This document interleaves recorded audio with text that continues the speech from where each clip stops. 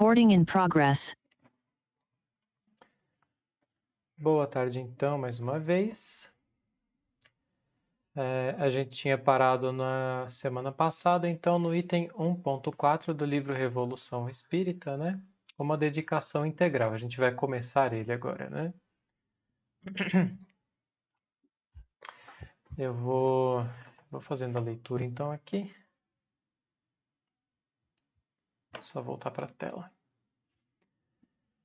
Existem 4 acessos para a Galeria Choiseul.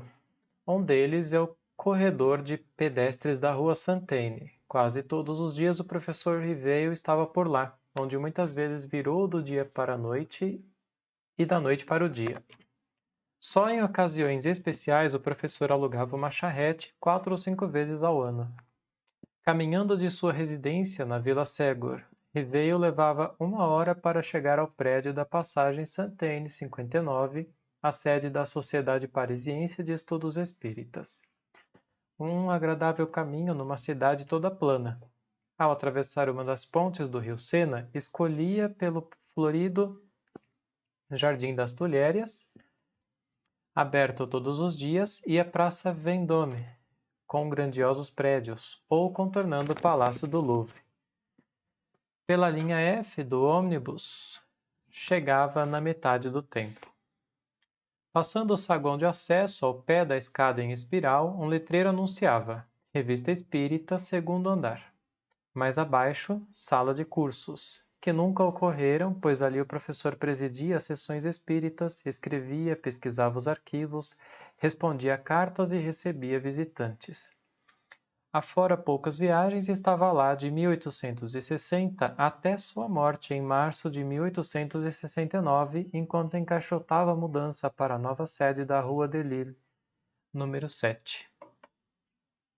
Antes desse período, Kardec atendia em sua casa, mas a doutrina exigiu um lugar reservado só para sessões e para que os visitantes, cada vez em maior número, não se confundissem com o ambiente doméstico. Além disso, os estrangeiros e franceses que vinham de longe chegavam a qualquer hora do dia e precisavam de quem os recebesse. Escolhi este local, que reunia as vantagens da conveniência e da posição central. O casal de professores Denise Riveio e Amélie Gabrielle Boudet não acompanhavam a moda consumista. Tinham hábitos discretos, jamais esperavam tão grande repercussão do espiritismo. Quando concebi a ideia de O Livro dos Espíritos, minha intenção era de não me pôr em evidência e permanecer desconhecido, mas prontamente sobrecarregado isso não me foi possível. Revista Espírita. Riveio não perdia tempo em visitas ou cerimônias, sacrificando seu repouso e sua saúde, sem esquecer-se de prestar tributo à sua esposa. Minha mulher, que não é nem mais ambiciosa nem mais interessada do que eu, entrou plenamente em meus objetivos e me secundou em minha tarefa laboriosa, como ela o faz ainda, por um trabalho frequentemente acima de seus esforços, sacrificando sem lamento os prazeres e as distrações do mundo, aos quais sua posição de família a haviam habituado. Uma dedicação integral foi possível porque o casal não tinha filhos e seus herdeiros eram mais ricos do que eles. O professor tinha uma pequena renda somada à venda de obras publicadas antes do Espiritismo e um modesto emprego de contador, abandonado quando a doutrina absorveu todo o seu tempo. Pela descrição dos que o conheceram, Riveio era um francês de estatura média e olhos castanhos claros. Discursava com liberdade de gestos e animação, mas existem poucas pistas para decifrar sua personalidade em suas obras. Quando fez uma série de viagens de divulgação pela França em 1862, na companhia de sua esposa, 2 incidentes ajudam a conhecê-lo: a rejeição de um banquete e uma reunião cancelada. Um grupo queria fazer uma arrecadação entre os espíritas de Bordeaux para custear um banquete de recepção, mas Kardec, para não ser ríspido, manteve-se jocoso ao esclarecer a importância de sua recusa. Crede bem que me terei por mais honrado com uma franca e cordial acolhida na forma mais simples do que de uma recepção cerimoniosa que não convém nem ao meu caráter, nem aos meus hábitos, nem aos meus princípios. Vocês podem cotizar, pois, em minha intenção, se quiserem, e me permitam juntar-lhe meu óbolo, mas em lugar de comer o dinheiro, que a arrecadação sirva para a alimentação àqueles que falte o necessário. Então teremos a festa do coração e não a do estômago. Mais vale ser bendito pelos infelizes do que pelos cozinheiros. Revista Espírita 62. Riveio foi firme e espirituoso, sem ser rude. Já em uma reunião, num grande recinto em Tours, foi cancelada e transferida para uma residência. Kardec noticiou numa única frase: uma circunstância imprevista, não tendo permitido o aproveitamento da sala que já havia sido escolhida, reuniu-se em uma magnífica noite no jardim de um dos membros da sociedade, da Revista Espírita 67. Para conhecer os detalhes daquela noite, recorremos a Leon Denis, testemunha do episódio em Tours. Tinha-se alugado um salão, mas a autorização solicitada à prefeitura foi recusada em cima da hora. Durante o Império, uma lei severa proibia qualquer concentração com mais de 20 pessoas. Fui encarregado de ficar à porta do local, para prevenir os convidados, a fim de se dirigirem para a casa do Sr. Leandre Ribondin, na rua Sentier, onde a reunião se fazia no jardim. Eram uns 300 ouvintes, apertados nos canteiros ou apoiados nas árvores. Sob a claridade das estrelas, a voz suave e grave de Allan Kardec se elevava. Sua fisionomia meditava, iluminada por uma pequena lâmpada colocada sobre uma mesa no centro do jardim, produzia um aspecto fantástico. Ele nos falava sobre obsessão. Foram-lhe feitas perguntas, às quais respondia com fisionomia sorridente. Os canteiros ficaram bem pisoteados, mas cada um levou dessa noite uma inesquecível lembrança. No dia seguinte, Denis retornou à casa para visitar o professor. Encontrou-o sobre uma banqueta, junto a uma grande cerejeira, colhendo frutos que atirava para a senhora Amélie Baudet. Uma cena bucólica que contrastava alegremente com os sérios assuntos ali tratados. Quem se habitua a ler as obras de Kardec não adentra um terreno árido. Encontra descrições límpidas e cheias de imagens, raciocínios criativos e comparações de fácil entendimento. Algumas passagens soam como um poema. Em O Evangelho segundo o Espiritismo, a ciência espírita diz sobre muitos mistérios levanta o véu. Só os que preferem a obscuridade à luz têm interesse em combatê-la, mas a verdade é como o sol, dissipa os mais densos nevoeiros. Desculpe. Ou no início do céu e inferno. Vivemos, pensamos e operamos, eis o que é positivo. E que morremos não é menos certo.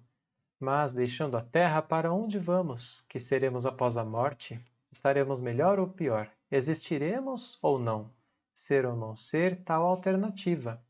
Para sempre ou para nunca mais, ou tudo ou nada. Viveremos eternamente ou tudo se aniquilaria de vez? É uma tese, essa, que se impõe.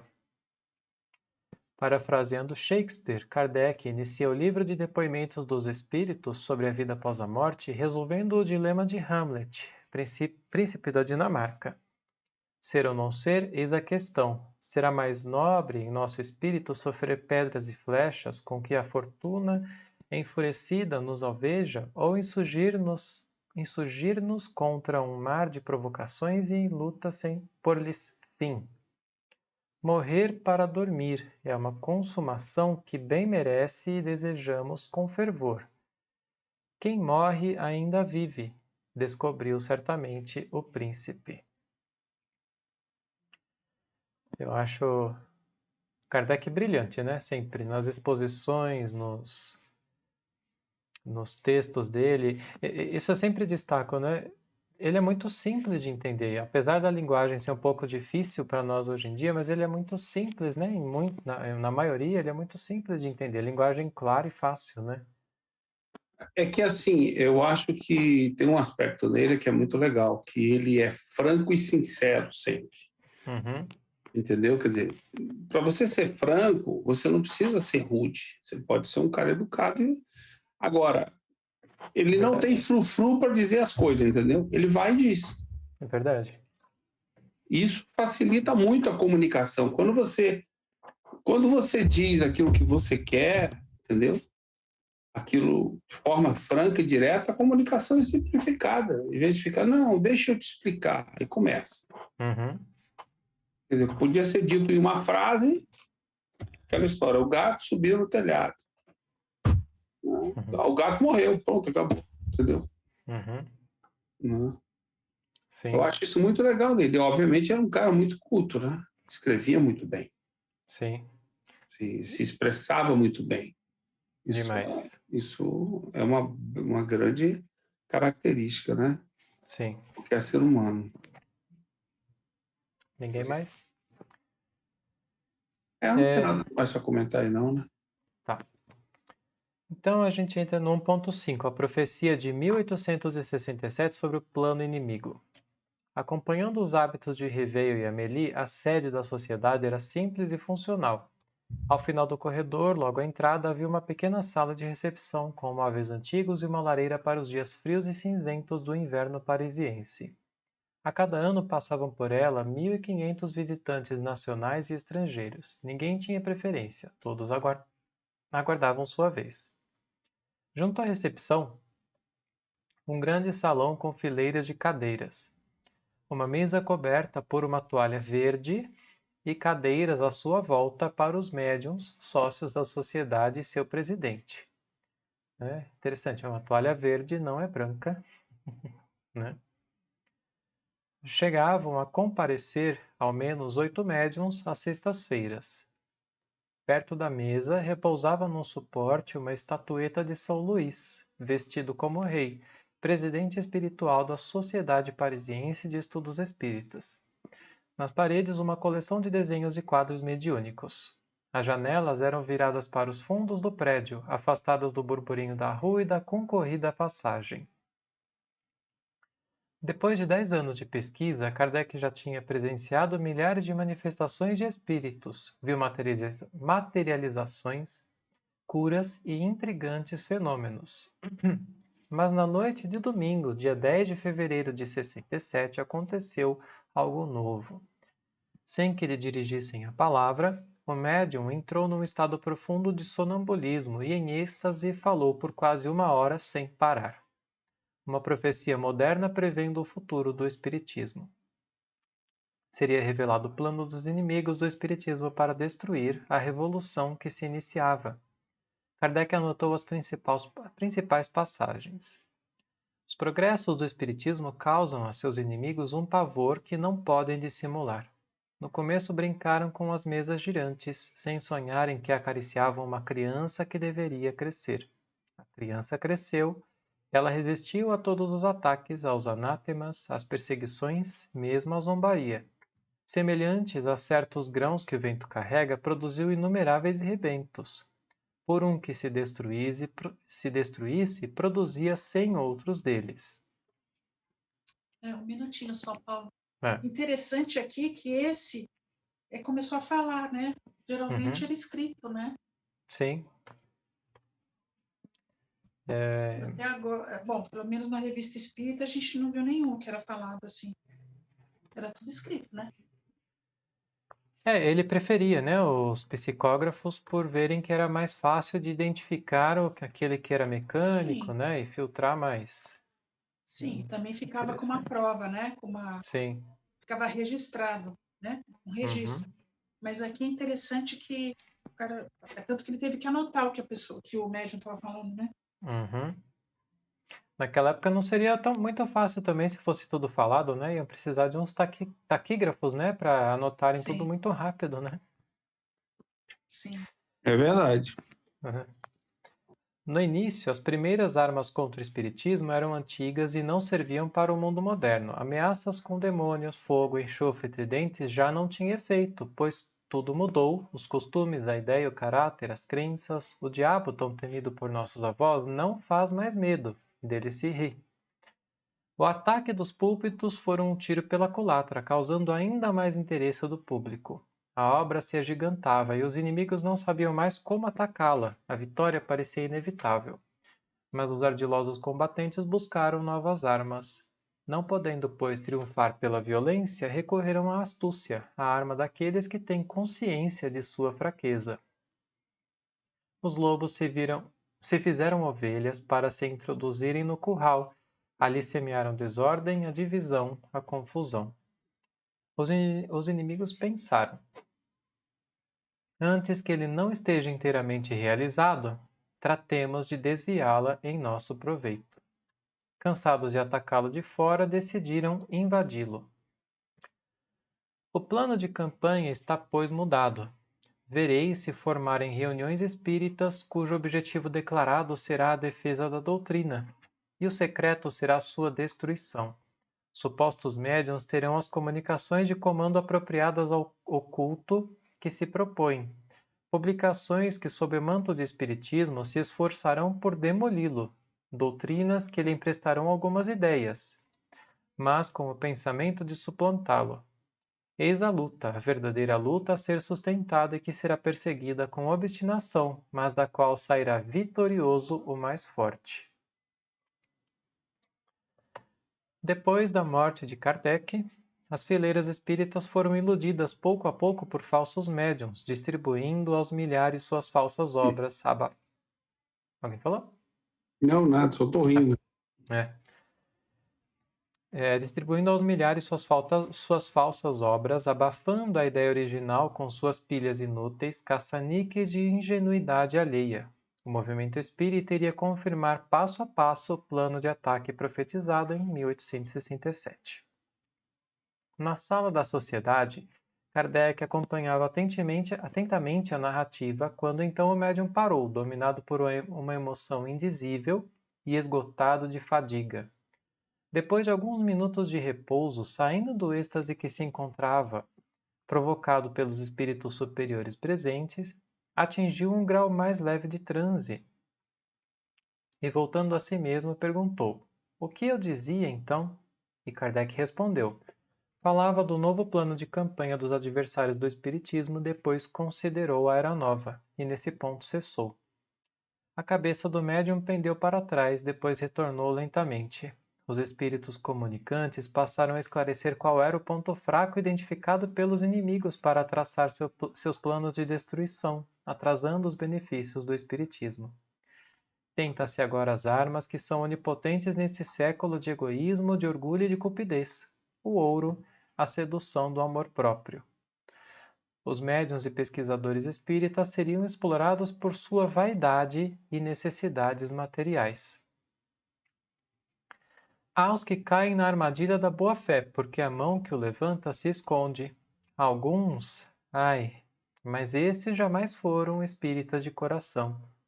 Preferem o ouro da terra ao ouro do céu. Ficam, pela forma, ligados à doutrina e, sob este manto, nisto não servem senão a causa de seus inimigos.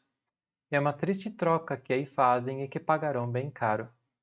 As últimas palavras naquela noite, com o médium já exaurido em suas forças, explicaram a Kardec o próprio fenômeno que ali ocorria.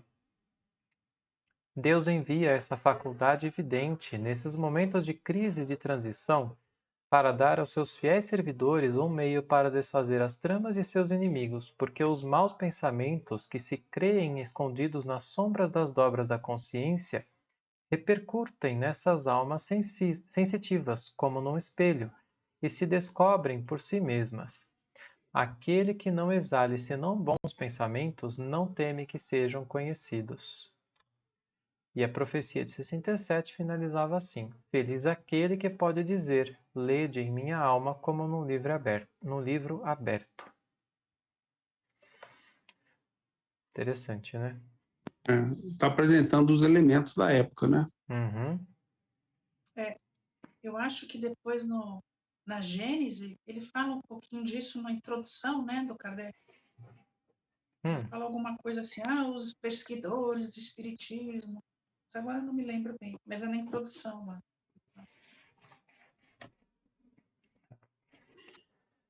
Não por acaso foi Que tudo o que aconteceu com os desvios de Rustan, né?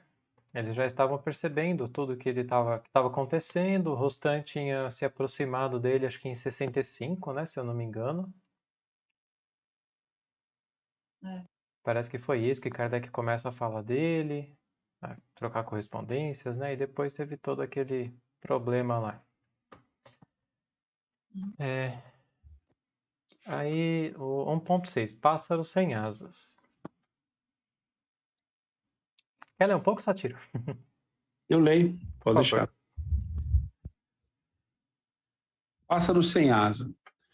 Curiosamente, a sede da Sociedade Parisiense de Estudos Espíritas tinha acesso por uma das entradas da simbólica passagem Choiseul, enquanto milhares de pessoas passavam por ali para comprar e se divertir nas largas alamedas durante a semana.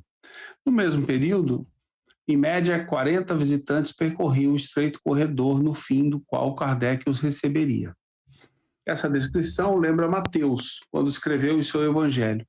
Quão pequena é a porta da vida, quão apertado o caminho que a ela conduz, e quão poucos a encontraram. Mateus 7, 13 e 14. Comércio, lazer e arte não são as portas da perdição, mas grande parte da vida contemporânea é gasta em ócio e lazeres não criativos, imediatistas e alienantes. Basta olhar paralisado como na cultura de massa da televisão, repetir movimentos exaustivamente nos jogos eletrônicos e brinquedos prontos, ou vagar a esmo nos já citados shoppings. Não há espaço para interação social, raciocínio, imaginação ou diálogo.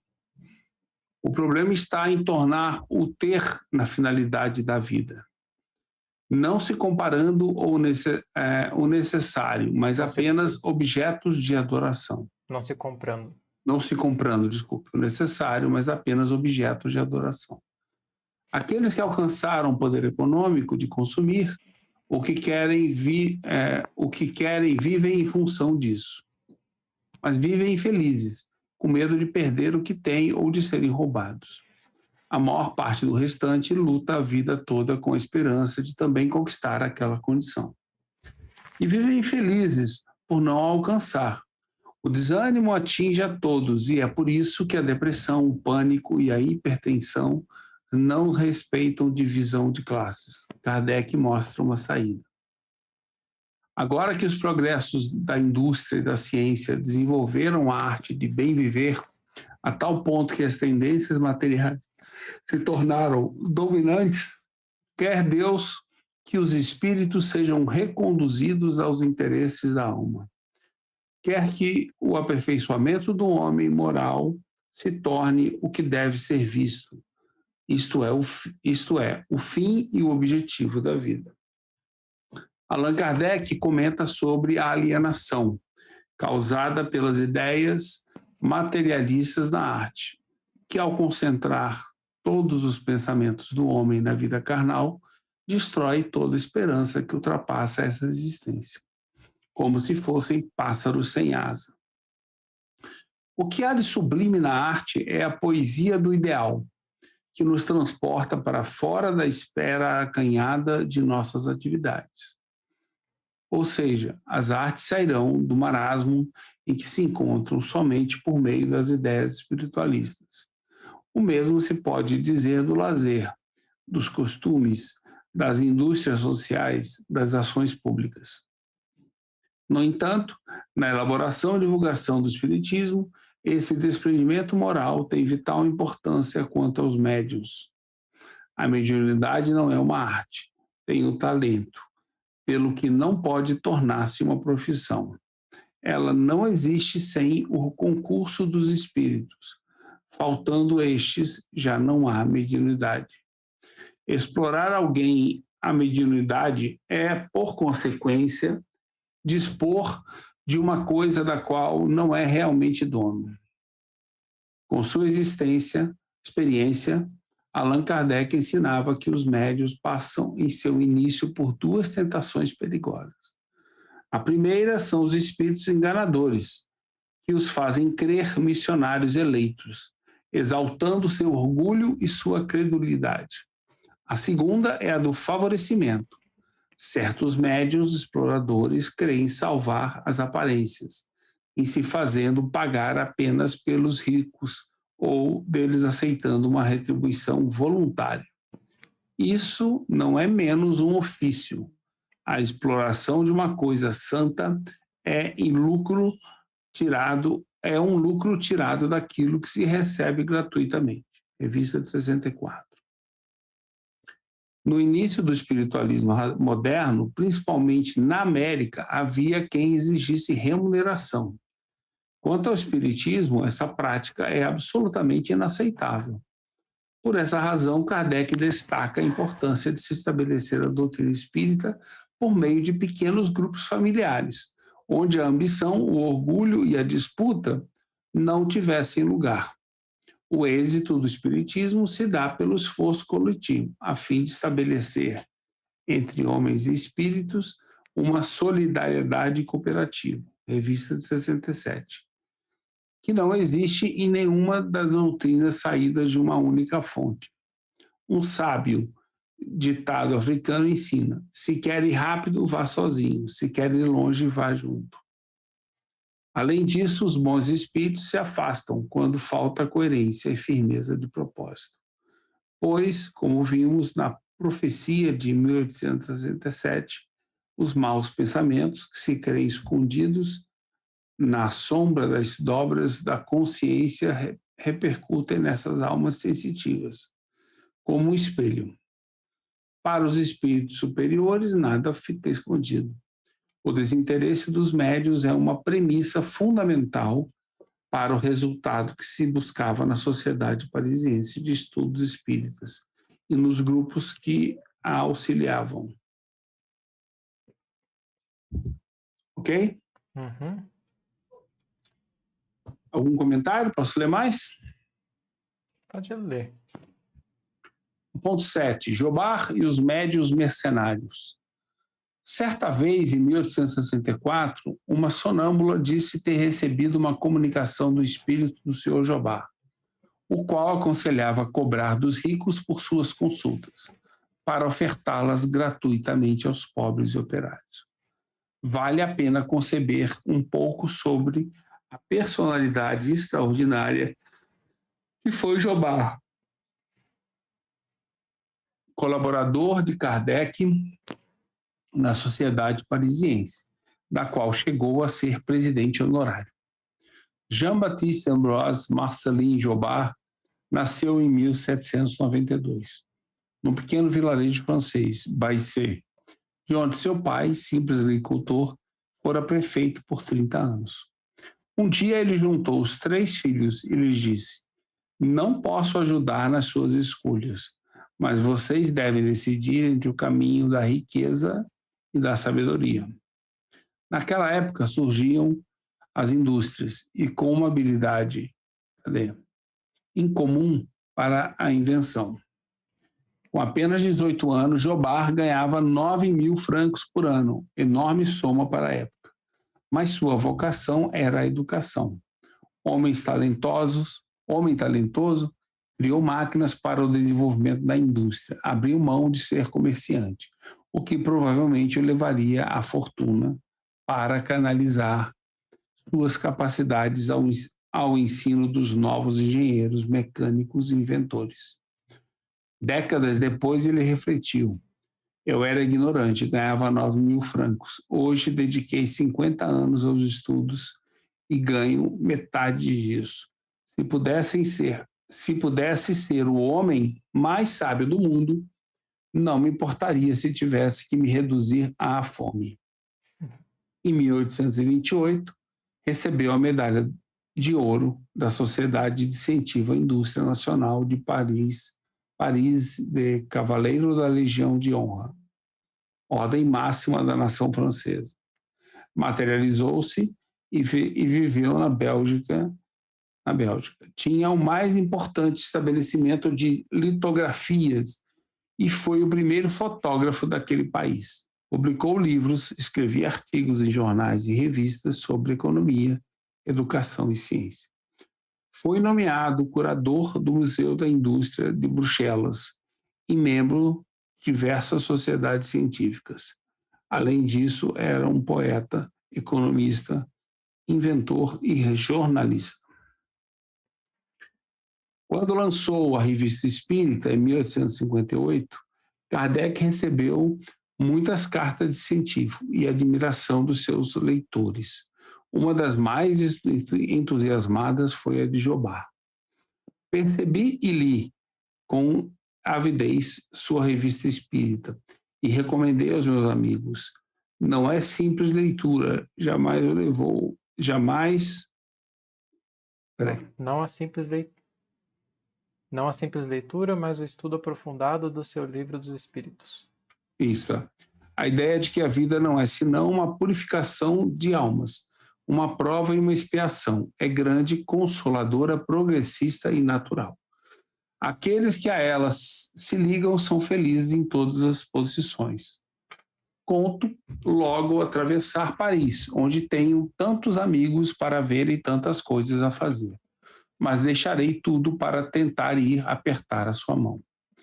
Revista Espírita de 58. Kardec comentou uma adesão tão clara e tão franca da parte de um homem do valor do Sr. Jobard é, sem dúvida alguma, uma preciosa conquista. Numa próxima carta, agradecendo o convite para tornar-se membro honorário e correspondente da sociedade, Jobard contou uma particularidade de sua vida.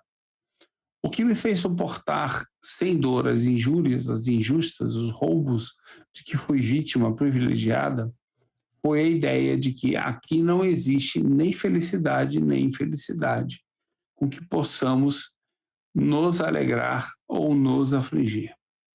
Trabalhei, o que me deu forças para fustigar os adversários mais encarniçados e impor respeito aos demais, de sorte que agora sou mais feliz e mais tranquilo do que as pessoas que me escamotearam uma herança de 20 milhões. Eu os lastimo, pois não lhes invejo a posição no mundo dos espíritos. Se lamento essa fortuna, não é por mim. Afinal de contas, não tenho apetite para digerir 20 milhões, mas pelo que deixei de fazer, que alavanca poderosa nas mãos de um homem que soubesse empregá-la utilmente, quanto impulso poderia proporcionar à ciência e ao progresso. Aqueles que têm fortuna ignoram, frequentemente, as verdadeiras alegrias que se poderiam permitir. Revista de 58. Jobard participava ativamente das pesquisas de Kardec, com ideias, artigos, visitas e cartas, até 27 de outubro de 61, quando morreu subitamente aos 69 anos. Mas sua tarefa junto à doutrina não acabou nesse dia. Seu trabalho seguiu do outro lado. Continuou a frequentar a sociedade com o espírito ativamente. Sabendo disso, foi que a médium escreveu a Kardec, pedindo sua opinião sobre a veracidade daquela comunicação, que a orientava a aceitar contribuição dos mais ricos, mesmo que voluntária, para sua ação assistencial, distribuindo benefícios a pobres e operários. Kardec, de forma inesperada, dirigiu a 6 médiuns da sociedade a seguinte mensagem: queria perguntar ao espírito do Sr. Jobard se ele ditou a senhora X, convidando-a a explorar a sua faculdade. Preciso desta resposta para amanhã. Revista Espírita 64. Cada um dos médios acreditava que iria resolver sozinho a questão. Quando recebeu as psicografias, em todas elas, o espírito de Jobard funcionava a comunicação como falsa. Denunciava a comunicação como falsa, reforçando o fato de que qualquer cobrança, por mais disfarçada, seria inadequada. Destacamos somente alguns trechos. Médium, Sr. Rui. Como se poderia crer que justamente aquele que, em todas as suas comunicações, recomendou a caridade e o desinteresse, viesse hoje se contradizer? É uma prova para a sonâmbula, e eu a convido a não se deixar seduzir pelos maus espíritos que ambicionam por essa pequena especulação de além-túmulo. Lançar o desfavor sobre os médiuns em geral, além do médium sobre o qual é questão em particular. Médium Sr. Lemarie. Olhai ao vosso redor. São ricos, são pobres, aqueles que fazem ofício de um dom providencial. Eles vendem a ciência dos espíritos e o bolo que recolhem é a gangrena de seu espiritualismo. Fizeram bem dizer espiritualismo, porque os espíritas reprovam, todos sabem, qualquer venda moral. Rejeitamos de nosso seio todas essas escórias mentirosas que fazem rir os assistentes introduzidos em seu negócio. Médio Senhora Costel. As pessoas pobres erraram em abandonar a sua profissão para exercer a mediunidade no sentido lucrativo da palavra. Sei que muitas dentre elas se abrigam sob o título de missão, em abandono de seu lar, desertado por orgulhosas satisfações e a importância efêmera que lhes concede a curiosidade mundana. Esses médios se enganam de boa fé, eu o espero, mas, enfim, se enganam. A mediunidade é um dom sagrado e íntimo do qual não se pode abrir comércio. Os médiuns muito pobres, para se consagrarem ao exercício de sua faculdade, devem subordiná-la ao trabalho que os faz viver. O espiritismo nisso nada perderá, ao contrário, e a sua dignidade com isso muito ganhará. Médio Senhor Vezir. Mulher ou homens que deixais a máquina de fiar ou a ferramenta para vos fazer pregador ou médiuns e pedir um salário, não é senão um orgulho que vos guia. Quereis um pouco de glória em torno de vosso nome?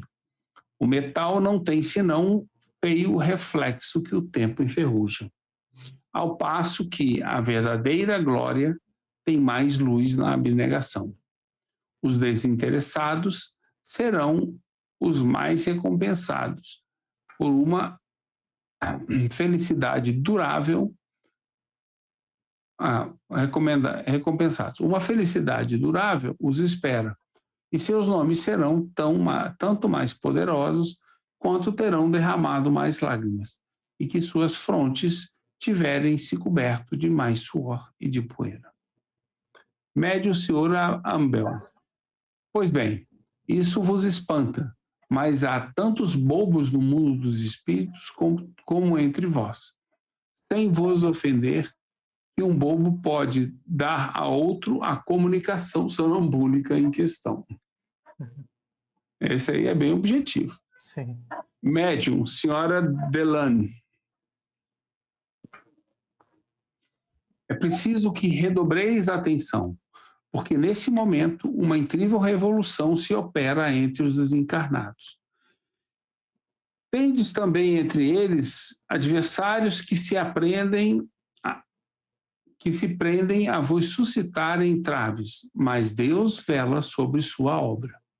Ele colocou em vossa cabeça um chefe vigilante, que possui o sangue frio, a perspicácia e uma vontade enérgica para vos fazer triunfar dos obstáculos que os vossos inimigos visíveis e invisíveis levantaram a cada instante sobre nossos passos.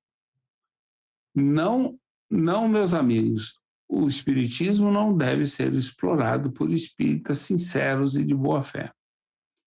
Compreendei bem que o Sr. Allan Kardec, que se Allan Kardec autorizasse semelhantes ideias por seu silêncio ou sua aprovação tácita, dentro de 2 anos o espiritismo seria a vítima de uma multidão de expatriados, exploradores.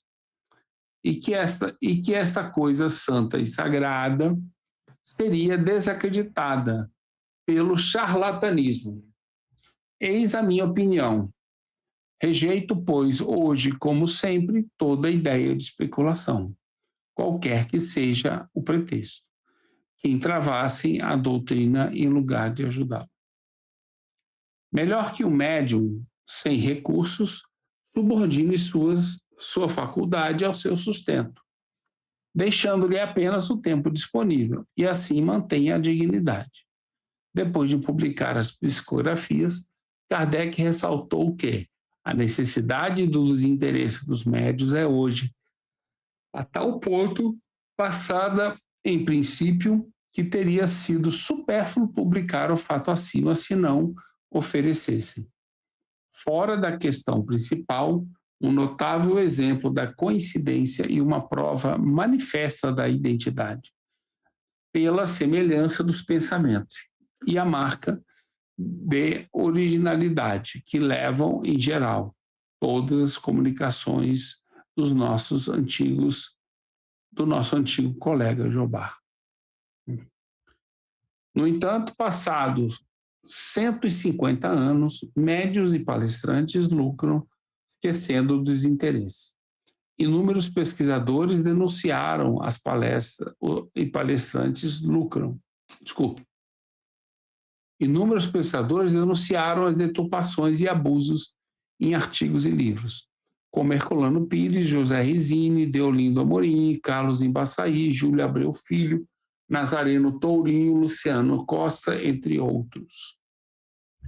Um fato descreve bem essa situação. Grandes médios do século passado, que viveram com simplicidade e longe da lisonja, são lembrados por suas atitudes de desprendimento, como figuras santificadas, de uma abnegação milagrosa.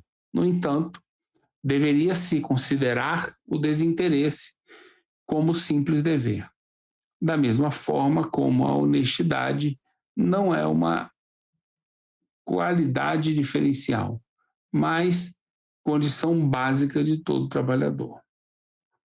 Depois do desenlace de Rivail, a rede de médios desinteressados e as centenas de grupos familiares conscientes da boa orientação se dispersaram. Mas, nas obras fundamentais, a doutrina espírita permanece intacta. Kardec afirmou: a doutrina não é ambígua em nenhuma de suas partes. Ela é clara, precisa, categórica em seus menores detalhes. Só a ignorância e a má-fé podem se equivocar sobre o que ela aprova ou condena. E deixou uma tarefa urgente.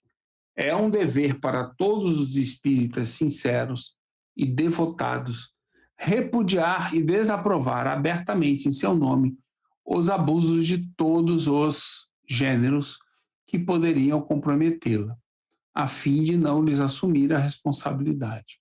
Pactuar com esses abusos seria tornar-se cúmplice e fornecer armas aos nossos adversários. Revista de 65. Muito interessante, né?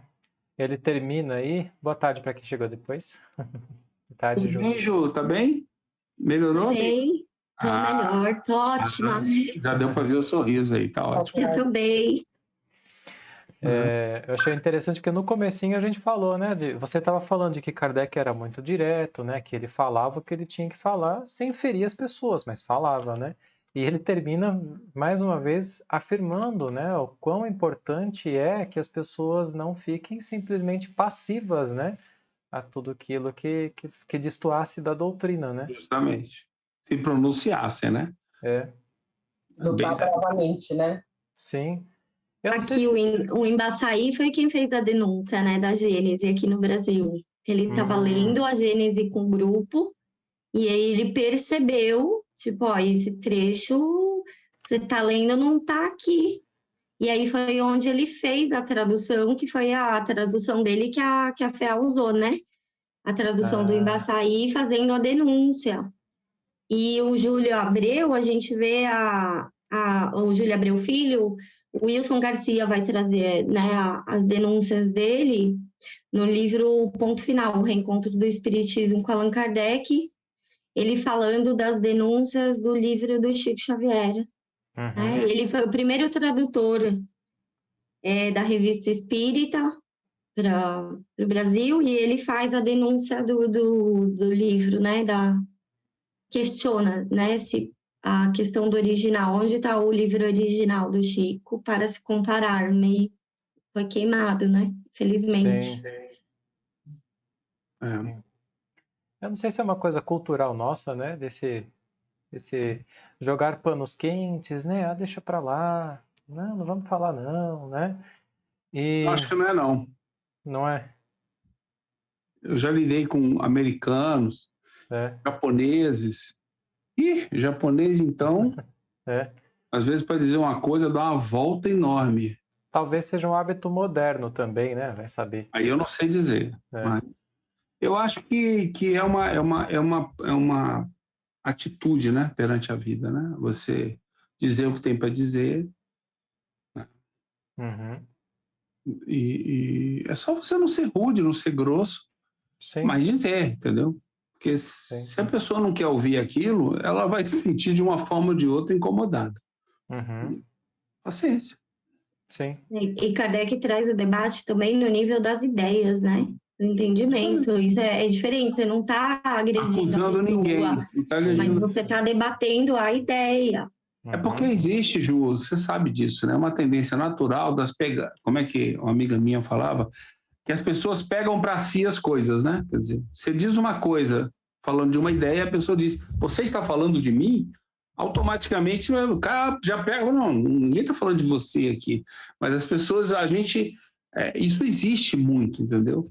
E aí fica difícil quando você está num ambiente desse, qualquer coisa que você falar vai ter um ou dois que vão... Você está falando de mim. Ou se não falarem, o que é pior ainda, que quando a pessoa ainda extravasa, né? Por que isso? Está falando de mim? É quando a pessoa fica calada com a certeza que estavam falando dela. Aí é pior ainda, entendeu? Porque aí você cria um ambiente de comunicação muito danoso. Na verdade, a comunicação se encerra, né? Porque na hora que você se sente dessa maneira, você levanta uma barreira e dali para frente é muito difícil a pessoa continuar conversando, continuar escutando e pensando sobre aquilo que está sendo dito. Ela vai ficar pensando nela. Isso aí, infelizmente, é verdade, né? Então, não é meramente a gente, não é, como se diz, né? Não é a mensagem que se passa, é a mensagem que se entende. O entendimento não é necessariamente de acordo com aquilo que quem fala transmite, e sim como quem escuta ou quem lê entende. Então você tem uma série de fatores que estão por trás disso. Aí é complicado. Sim. Eu percebo muito menos franqueza hoje em dia. Quer dizer, não vejo muito. Vejo pessoas passando panos quentes, como você falou, entendeu? Fugindo do assunto. Meias palavras, eu acho que meias palavras é mortal, entendeu? Aí depois a pessoa vem, mas eu disse. Falei, disse quando? A pessoa não disse. Ela disse uma parte da mensagem e engoliu o restante, entendeu? E na cabeça dela, ela falou aquilo. Mas ela não falou. Ela começou a falar e parou. Sim. Então, isso é problemático, né? Diga, Ariane. Eu vou falar aqui do que a gente leu, mas achei interessante que bate um pouco com o que o Satiro falou. Na hora que a senhora trouxe a comunicação para ele dizendo que ela podia cobrar do Jobá, o Kardec não levantou a mão para ele e falou assim, você está errada, os espíritos não podiam falar uma coisa dessa. O que ele fez? Ele juntou um monte de médiums, falou, falem lá com o espírito do Jobá. E aí eles todos chegaram à mesma conclusão, separadamente. Então eu achei interessante, porque ele não fez como se fosse uma atitude dele como como é que fala quando é muito incisivo, assim? Autoritário, imposto. Autoritária, isso. Ele não contrapôs nada. Ele não contrapôs. Ele não contrapôs. Ele falou assim, vamos usar a tática, não, mas o jeito que os espíritos fazem para comunicar com a gente. Para justificar isso. E isso aqui vale para todo tipo de comunicação, né? Não vale só para essa aqui. E era de um senhor que ele conhecia muito. Só de começar a ler, eu já sabia que todo mundo ia falar que estava errado aquilo, porque o Jobara era contra isso. Era o Jobara. Né, Luciano? Então, eu achei interessante essa atitude dele, mostrar para todo mundo como é que fazia para verificar se o negócio estava, se a comunicação era verdadeira ou não, né? E sem ser uma coisa autoritária. Interessante mesmo. Ele fez isso aquela vez com o Padre Ambrósio também, né? Sim. Os espíritos. É verdade. Impostores ali, né? Mas ele só fez com um aí, né? Sim. Mas não era ele que estava recebendo, né? Porque aqui o Jobara era muito amigo dele e alguém podia denunciar. Ele fala assim, você está falando isso porque o Jobara era seu melhor amigo da Bélgica. Verdade. Né? Então ele podia alguém achar isso dele. Sim. E daqui eu penso que fica aquele negócio, né? A gente acho que até se guiar assim, por dizer, né? Mas se inspirar, no modo que Kardec fazia, né? Porque ele nunca invadia a reunião dos outros para atacar, ele nunca ficava perdendo tempo ali contra-atacando, né? Uma guerra de opiniões, né? Mas ele trazia e expunha, né? Essa opinião aqui que foi dada de acordo com a doutrina que os espíritos ensinam não está de acordo, né? E deixava a liberdade de cada um. Ele até falava, né? E fique a liberdade dos leitores entenderem, escolherem, né? De analisar, né? De analisar. Justamente.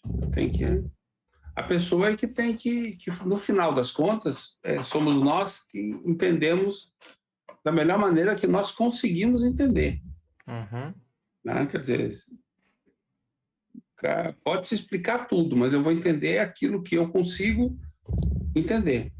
Sim. Vou nem falar aquilo que eu quero entender, né? Porque existe isso também, com as barreiras que são levantadas na comunicação.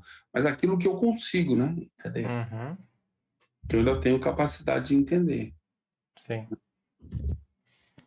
Então, legal. É isso aí, então. Isso aí. Próxima semana, 1.8, o que é o Espiritismo? Isso aí vai ser um capítulo legal, eu sempre quis saber. Sempre quis saber. Isso aí. Finalmente, vamos ver o que o Paulo tem a nos ajudar sobre isso. Legal, então, gente. Até semana que vem, então. Até mais, amigos. Semana que vem. Até. Boa tarde a todos, hein? Boa tarde, boa semana para vocês. Boa tarde, pessoal. Tchau, tchau. Tchau. Recording stopped.